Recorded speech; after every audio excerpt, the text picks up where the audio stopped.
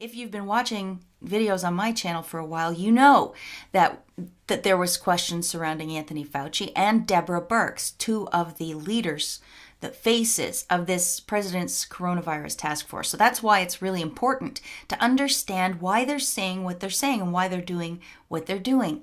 The idea is, it looks like both Debra Birx and Anthony Fauci have terrible conflicts of interest with the sort of, I'm going to call it the vaccine industry. And the vaccine industry is dominated over the world, as far as I can tell, by Bill Gates. You might hear of a lot of different organizations and NGOs and bodies that are looking at vaccines and all of this, but if you look a little deeper at them, you'll find that Bill Gates funds almost all of them. I am going to be bringing you some more connections that I have found between Birx and Fauci and Gates and this swamp. Here's that industry I've been exposing with PEPFAR. This is the president's thing about AIDS and HIV, the Global Fund, and how it links back into the corrupt World Health Organization and the UN. But I'm going to be adding some faces today. This person, and this person. So let's start. The first one is Maeve Kennedy Townsend McKean. You might have heard her name. It might be ringing a bell. She recently went missing in a canoe with her young 8-year-old son after they went out to get a ball, supposedly. A ball went in the ocean. And then they just got too far out and couldn't come back. So they were saying that she was a missing person. Her husband put out a statement as if she was already dead. And today they found her body, but not the son's body. So I've just told you the overview of the story, but what raised a red flag for me was when well, first of all, the story's pretty weird. It's pretty weird. You'd think the husband would hold out a little more hope for her being found before he acted like she was already deceased. But when you look at Maeve Kennedy Townsend McKean's background, you find out she worked as a public health and human rights lawyer and was executive director of Georgetown University's Global Health Initiative. Well, by now that just rings all kinds of alarm bells for me. So I had a little look around, and sure enough, it's all the usual keywords. Here is the Global Health Initiative's page. It talks about the different people who work for it. Here's Maeve McKean, was the executive director of that and associate director of the HIV Policy Lab at the O'Neill Institute for Global Health Law. I don't even know what that is. I didn't look into it. But keywords, HIV, global health, and Maeve Kennedy was the executive director of that program at Georgetown University. I looked at who else worked there. And the immediate one that stands out to me is Mark Dybul. I have mentioned Mark Dybul before, but you may not remember who he is. Let me reintroduce you. He led the implementation of the President's Emergency Plan for AIDS Relief, PEPFAR. Oh my goodness. He served as the executive director of the Global Fund to fight AIDS, tuberculosis, and malaria from January 2013 to May 2017. So there's Mark Dybul, worked at both of those positions as well, now at the Global Health Initiative, alongside Maeve McKean. In this article from 2011, Science Speaks Global ID News, they're talking to Anthony Fauci on 30 years of AIDS. And he says here, I employed someone to help me out, a fellow in my lab, Mark Dybul, who later went on to become the U.S. Global AIDS Ambassador. We presented the options multiple times to the president's staff, to the president himself, and he accepted the proposal for $15 billion over 5 years. That became what we now call the U.S. President's Emergency Plan for AIDS Relief, or PEPFAR. Dr. Anthony Fauci and Mark Dybul worked together to create PEPFAR. But there's more. Maeve McKean was also featured in 2018 at a Global Health mini university, and here in her biography, it says that she served as the Senior Advisor for Human Rights at the State Department's Office of the Global AIDS Coordinator, serving as the primary lead for prioritizing human rights with the U.S. government's PEPFAR program. So she worked directly for PEPFAR. It isn't just this association with Mark Dybul. She worked directly for it. And there's more. Maeve worked for U.S. Senator Dianne Feinstein, both in her regional office in San Diego as well as on Capitol Hill. Di-Fi.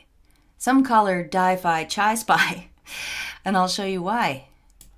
Why do we call Di-Fi Chai Spy? We'll get there in a second. First, in this 2019 article about RFK Jr., Maeve Kennedy comes out and she says that we love Bobby. He's one of the great champions of the environment.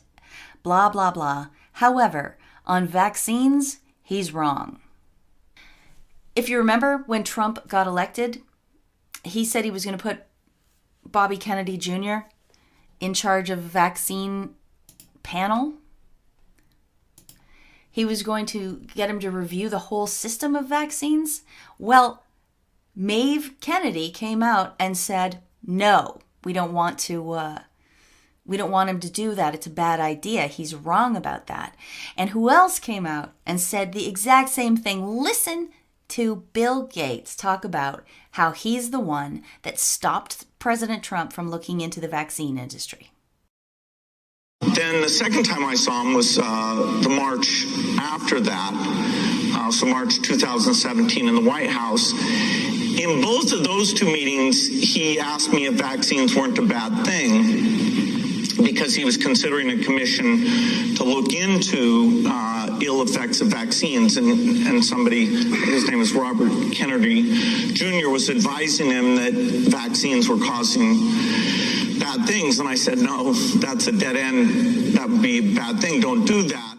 They're all on the same side. They're all on the same page. And it's because they are piggies at the trough of billions of dollars. And those billions of dollars literally are made off the health and well-being of all of us, our kids all over Africa, kids all over the world, injured by these experimental procedures that they do with testing that probably is fake and faulty, like we're finding out about coronavirus right now. Treatments that probably prolong illness so that they can keep this money train going. It's the most disgusting thing. I find it worse than say drug dealing. This is revoltingly evil. What else have I got? Oh yeah, there's a little thing I want to bring up now. I don't have a lot of information for you now, but you should get this seed planted in your head. From that same article where Fauci was talking about creating PEPFAR and Mark Dybul working in his lab, they talk about what the discoveries in AIDS drugs were. And he said there was the discovery of AZT, for the first antiretroviral approved for the treatment of HIV in 1987. So we look up who makes that. Burroughs Wellcome filed for a patent for AZT in 1985. Wellcome, okay? And on current day, Wellcome seeks $8 billion from business to fight coronavirus. Research group launches COVID-0 to fund hunt for vaccines. That's from today in the Financial Times. So, is Wellcome competing with Bill Gates or what? Like, are they on the same team? I found this. The Equitable Access Initiative. You can see this is in the Global Fund files. And inside that report, they say, the Equitable Access Initiative report represents a collaborative effort by 9 convening organizations. Gavi, the Vaccine Alliance, the Global Fund, UNAIDS, UNICEF, UNDP, UNITAID, UNFPA, the World Health Organization, and the World Bank, together with a high-level panel of experts, blah, blah, blah. Down here it says, for the successful conclusion of the initiative, the EAI team is deeply grateful for the financial support and engagement from the Wellcome Trust and Bill and Melinda Gates Foundation. So you see on this page, it makes it look like there's a whole bunch of people funding this thing. But really, Bill Gates, this is all Bill Gates right here. And we know that Bill Gates is one of the largest, I think he's the largest private donor to the World Health Organization. Politico here says Some billionaires are satisfied with buying themselves an island. Bill Gates got a United Nations Health Agency. Over the past decade, the world's richest man has become the World Health Organization's second biggest donor, second only to the United States, and above the United Kingdom. So when the World Health Organization tells you something, it could be because Bill Gates wants them to. So yeah, in this document, which purports to represent a variety of different organizations, it's actually largely Bill Gates. Just to prove it to you, Gavi, as a founding partner of Gavi, the Gates Foundation has brought international attention, blah, blah, blah. There you go on that one. An overview of the Global Fund to Fight AIDS, Tuberculosis, and Malaria.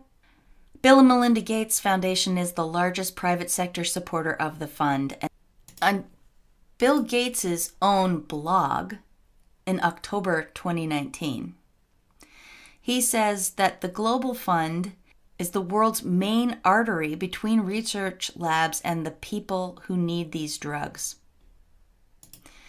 He admits it. He's basically in control of drugs worldwide, and what he wants mainly is the vaccine. And that could be because, as we've discussed in previous videos, they've discovered now how to put chips, tiny nano chips, into vaccines so that they can tell if you're vaccinated or not as you walk around, just like a herd of livestock. Maeve McKean. I said we were going to get back to Dianne Feinstein, and here it says on her LinkedIn that she worked for Dianne Feinstein from January 2001 to January 2003 in the Homeland Security and Transportation Department. Dianne Feinstein, it turns out, had a driver who was a Chinese spy. He worked for her for 20 years. This came out in 2018. This Chinese spy was listed as an office director on payroll records and served as her driver when she was in San Francisco, all while reporting to China's Ministry of State Security through China's San Francisco consulate. And this is the Washington Post's own words. The reaction of the mainstream media, barely a peep. It's kind of funny that that's in the Washington Post, because that is the mainstream media. So why didn't they make a bigger deal of it? I don't know. You tell me. Is it all tied together? I mean, we know that this vaccine, or this virus, supposedly originated in China. We know that there's a Dr. Charles Lieber from Harvard. He had a lab. He was being paid by China to do research in Wuhan. I'm not saying it's tied to the virus. I'm just saying there's a lot of Chinese links back over to the United States in this technical area. George Church as well had his CRISPR, his gene editing lab was over in China as well. Here's where it gets really crazy. Debra Birx, of course, you know her as the face of the coronavirus task force. Devin Birx-Raybuck, and she happens to work in this healthcare scam field too at IMA World Health. Which Devin Birx also worked as a research assistant at the U.S. military HIV research program. There you go. Mastered DNA and RNA extraction, purification, and sequence reaction. So genetically engineering things in the HIV research program. And remember, PEPFAR is HIV/AIDS. And that's what all of these people from the coronavirus task force and all of their associates and Maeve Kennedy Townsend McKean all were involved in.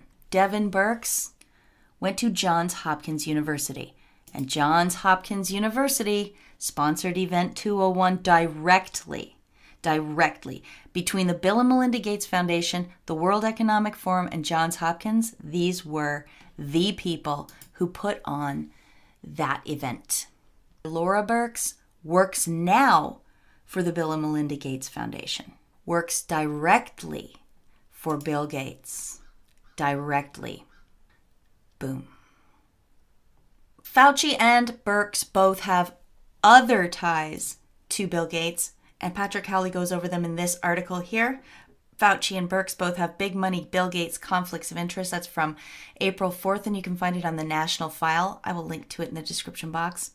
And in a tweet yesterday, Patrick Howley says, big, here is video of Fauci giving an address on pandemic preparedness at the Grand Challenges meeting in D.C. in 2017. This is a program created by the Gates Foundation.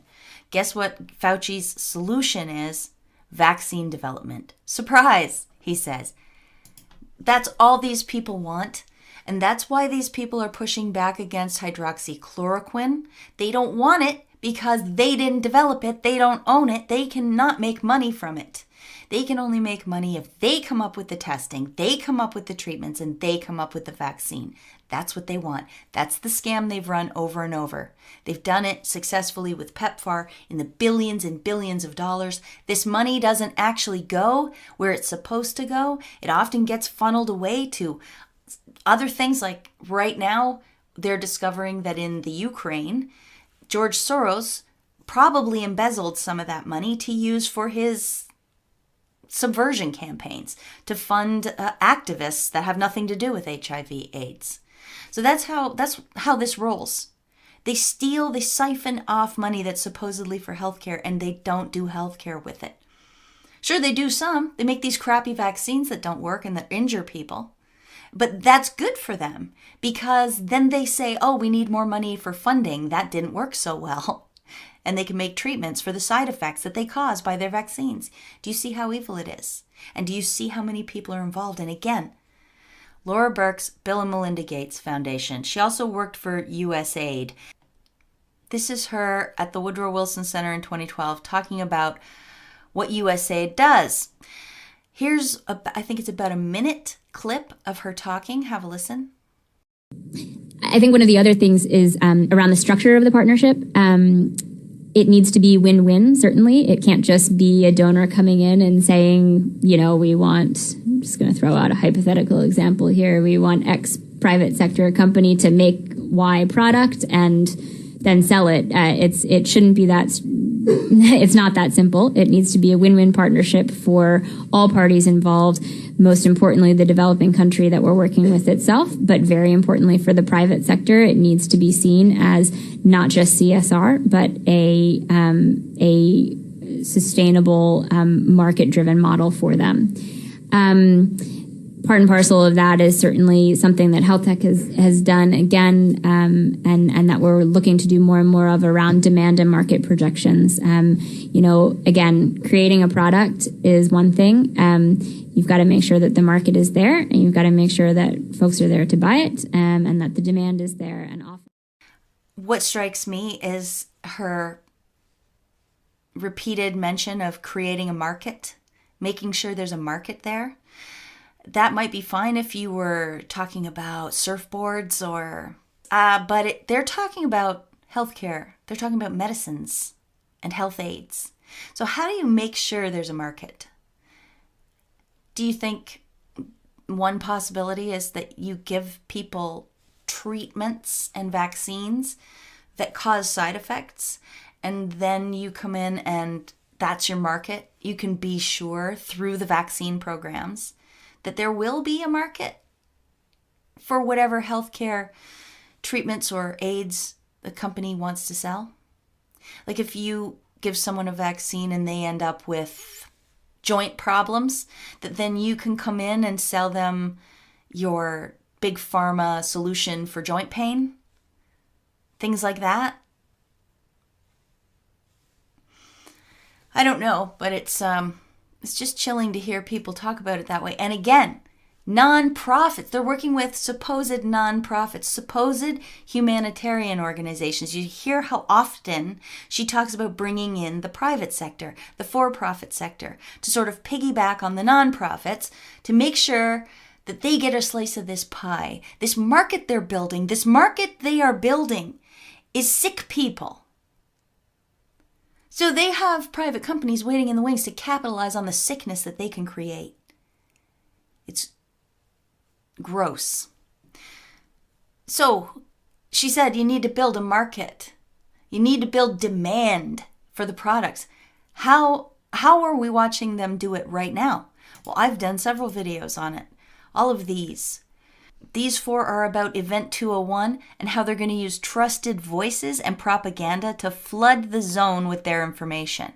Isn't that what they're doing right now with all of their fear-mongering? I mean, and this one here gave you some taste of the fake news. Real world or simulation, my last video, showed the doctor in New York, Dr. Colleen Smith supposedly, and she's supposedly filming undercover in the hospital, but we look into her background and we find out her profession is medical simulation. And I'm going to show you some more examples right now of how they're doing it. Emerald Robinson of One American News Network here says, the more you study this virus, the more you find the same BAME, Bill Gates. He's the second largest funder of the WHO. He's building 7 vaccine labs. Fauci, Tedros, Event 201, ID 2020. He's basically controls global health policy. What's the plan? Using vaccines to track people. But this mainstream media person, Ann Rumsey Gearin, says, what? Facts matter. Please use them. I mean, it's disgusting. She's from the Washington Post and MSNBC. Those are facts. So you see right there, directly, the paid for, possibly China shills, possibly Gates shills, people at the Washington Post, actively trying to deny facts, actively doing disinformation campaigns. This Red State article is pointing out that CBS News posted this viral tweet of a bawling, crying nurse who supposedly got to work and couldn't stand. It was so much pressure. She was going to die because of the lack of PPE. But then, in the Red State article, they reveal that this is a woman who admits she has serious mental health issues, having a breakdown over a procedure she didn't understand. Her social media is rife with oddities, including a 3-week-old video in which she mocks the current pandemic. That didn't stop CBS News from pushing this without even attempting to vet it.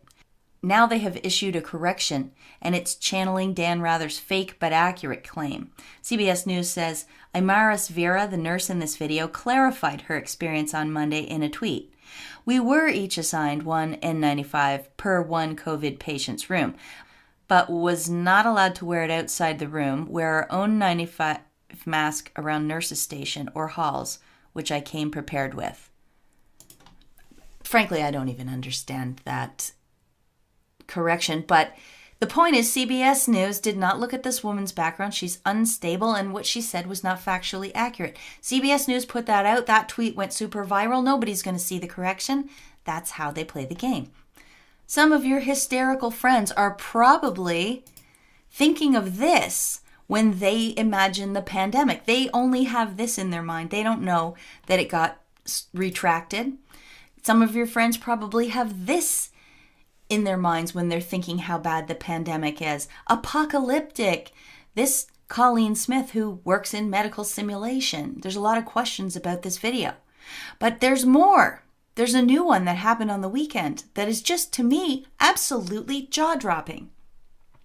Watch a clip from Channel 4's news video that they did on the weekend, which they have since removed. Watch a clip of their coverage of the hospitals under coronavirus. Alone and in intensive care. Only some of them don't get to leave alive, wheeled away like so many others. The New York governor today begged President Trump to send help now, saying he'd been forced to buy ventilators from China because it was like bidding on eBay to secure enough in his... Did you catch the problem? Probably not, because it goes by quickly. Channel 4 News coronavirus emergency unit in New York, where the patients are so lifelike and staff are told not to eat near any of the mannequins. That is right. You can see it here. See the hole in the neck? See the arm? Can you see that there? And the hair? Look at the hair. The sign says, no food and or drinks allowed near mannequins and or task trainers.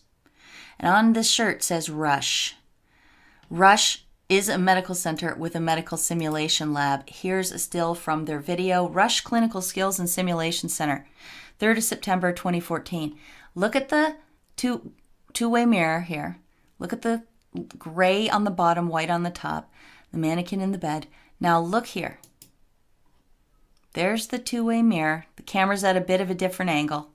There's the instrument plug-in panel. There's the gray on the bottom, the white on the top.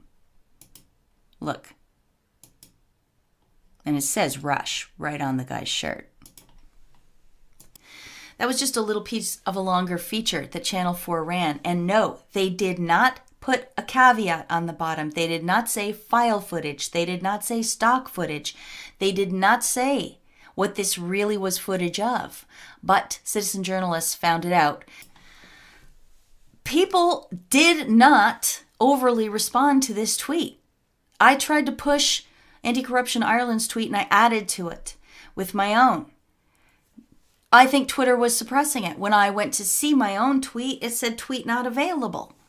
I think they were really, really trying to hide it. And why wouldn't they have? That was a case of a major news media organization passing total fakery simulation off as real.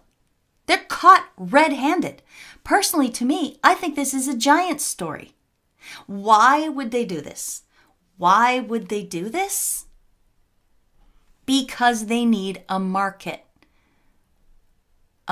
for their products. And what are her products now? She works for Bill and Melinda Gates Foundation. What are Bill and Melinda Gates' products? Vaccines. It is fair to say things won't go back to truly normal until we have a vaccine that we've gotten out to basically the entire world. And so, the best people at the foundation who are all about high volume vaccines, are working with many manufacturers, not only on the safety and efficacy, but getting that billions of dose capacity. How much money must he be expecting to make if he's willing to spend billions to build these factories? How he really believes this is the big one for him. He really believes he's going to convince everyone that this is a deadly virus that's going to come back every season and we need to be protected from it. The whole world. So he expects to make, hundreds of billions in exchange for his billions of dollars? But meanwhile, it's not based on anything other than making the market. So tell me, are they making the market purely from fear using the media machine? Or did they really create this virus, engineer it, let it go, do something to spread it so that we would need what he's selling? A vaccine that we've gotten out to basically the entire world. And don't forget that these names that we're hearing funded Event 201, which was the coronavirus pandemic planning exercise held in October 2019. Look, my feeling is that Bill Gates is an insane psychopath. I don't even think he hears what he's saying anymore. He is so far gone into this system and believing himself to be some kind of savior of mankind that he doesn't even hear what he sounds like when he talks. But Trump, President Trump, who we all don't know if he's going to go along with this yet. Trump keeps fighting for hydroxychloroquine, yes, and the media keep fighting against him. Our question now is whether or not he will give in to these monsters. Will he? I have to tell you, my honest feeling is that Trump isn't perfect, but Trump doesn't strike me as being a monster. I don't see it. I hope I'm not wrong, but I don't get the feeling that President Trump or his family or the people around him, like the good people around him, like Rudy Giuliani and Peter Navarro and lots of others, I don't think they're monstrous like that. So as long as somebody is getting the truth to President Trump, I can't imagine that he would acquiesce to this pressure. I can't imagine. I can't imagine he will let them get away with this. I can only imagine that he is trying to expose. He and a huge team, not him by himself. He and a huge team of people are trying to expose the Gateses, the Soroses, the Rockefellers, the whoever, trying to expose them for what they are. I pray to God that that's what's happening. But it can't happen unless this army of digital soldiers like myself and Patrick Howley and Grace, she did an amazing video exposing the background of Bill Gates' family, who are all part of this. It's generational.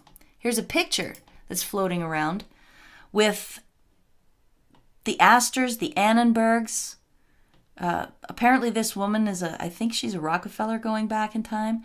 There's Bill Gates Sr., there's Anthony Fauci, there's George Soros, and more. Ted Turner, Bill Moyers. That was at the Carnegie Institute Award ceremony in 2001. Carnegie Medal of Philanthropy. Right. Philanthropy is just code for eugenics, I think. Just like public health. Code for eugenics. To review, the coronavirus task force made up of Mike Pence, Debra Birx, Anthony Fauci. We come to find out that both these two have massive conflicts of interest. Money, money, money comes from being loyal to Bill Gates and his plan.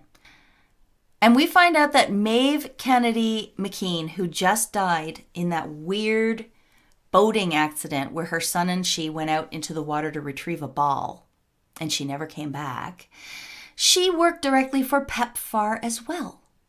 Directly for it. And she now works at Georgetown University, where a guy called Mark Dybul and she are both part of the Global Health Initiative. Mark Dybul was partners with Anthony Fauci in creating PEPFAR in the first place. And then Mark Dybul went on to work for the Global Fund as its chief executive. Debra Birx was also the head of PEPFAR and is on the board of the Global Fund. Who is the main funder of the Global Fund? Bill and Melinda Gates. It's all the same thing. You see, it's a giant circle. And as for the rest of it, I've already covered it in my other videos. How Tedros Adhanom needs to be brought up on charges of crimes against humanity for multiple crimes. And yet he was just recently put in charge of the World Health Organization. Tedros Adhanom isn't even a doctor, and he was part of a communist terrorist revolutionary group in Ethiopia. China sneaks in, spy for 20 years on Dianne Feinstein, and Maeve Kennedy McKean worked for Dianne Feinstein. Does that have any relevance here? It's hard to tell because the media won't dig. Bill Gates is the second largest funder of the World Health Organization underneath the United States. And then China has been putting more and more of a stake in the World Health Organization too.